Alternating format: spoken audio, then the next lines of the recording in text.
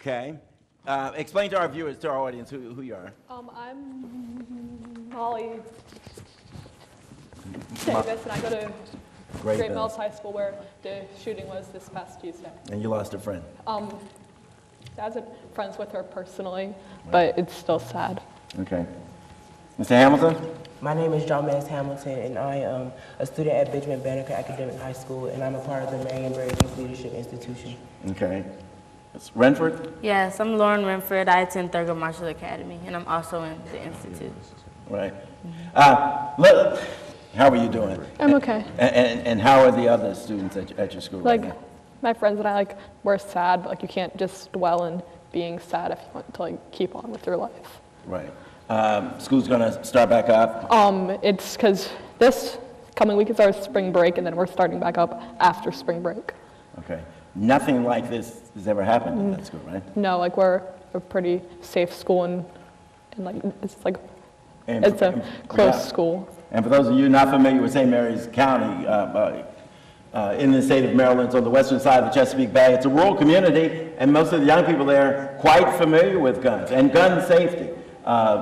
They did have a school resource officer there, but this student, 17-year-old honor roll student, was able to get a Glock semi-automatic into the school and shoot this young lady, 16-year-old, in the head. They had a previous relationship. Tell me what's going on in your world, in your neighborhood, in your city, in terms of the violence and young people.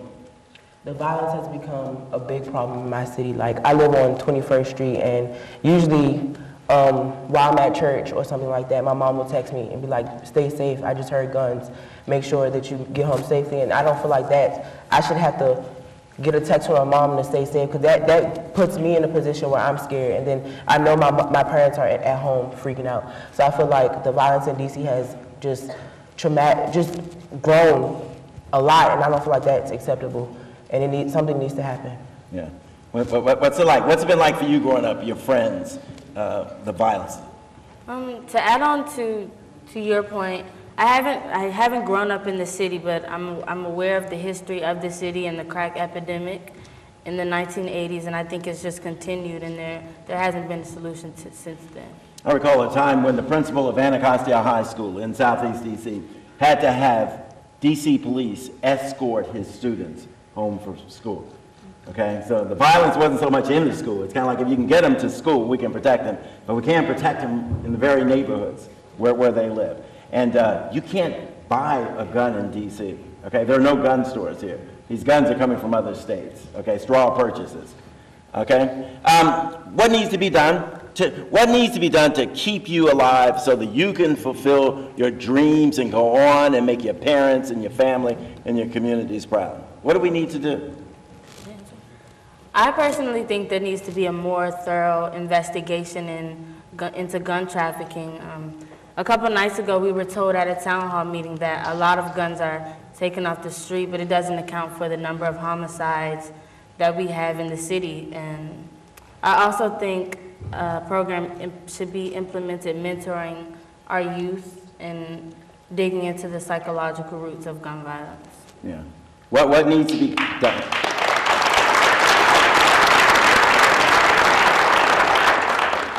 What needs to be done at your school? You've got a school resource officer. Right. You need metal detectors?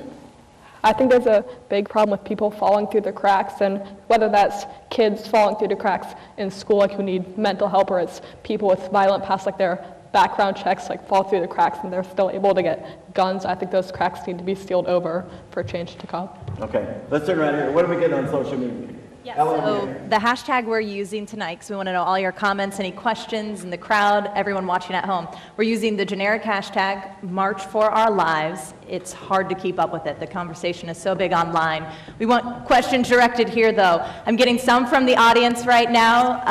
DME tweeted, joining WSA 9's hashtag, March for Our Lives Townhall, happening right now. We also heard from Sarah Roman, who's in the audience, saying, so thrilled to be here to witness this historical panel featuring Bullis Sr., Sidney Smith. And then we're watching tweets also from people who are getting ready for the march. Tomorrow we have one from Jake McLernan. He said, "The calm before history on Pennsylvania Avenue. Tomorrow is the March for Our Lives." So keep sending those questions. If you have any for the panel or anyone for the audience, we'll be sure to join this in the conversation tonight. Okay. Reese, you got somebody there? Yes, I do. I'm here with Ms. Rebecca Phillips, who has a question about taking next steps. Thank you. Yes, my question is really for the young people that are leading this movement, is what are your next steps? How will you mobilize for change in November, and how can we as your elders support you in that? I like that question. Is there anybody here that would like to respond to that? We have a response right here. Well, personally, my next step is to get registered to vote because I just turned 18. Yeah, woohoo! But, so yeah, all I have to do is go down to the post office and get something to sign. But, yeah, I'm also, well, I was looking online actually this morning for like sample like messages that you can leave to your representatives in state, which is hard for me because I live in Seattle, I live in Washington, we have some pretty progressive gun laws, but I'm still trying to do things at the state level. I'd rather be able to do something at the federal level, but that's what I'm trying to do. Right. All right. We've got somebody down here too. Yeah? Yeah. We got one more? Yeah.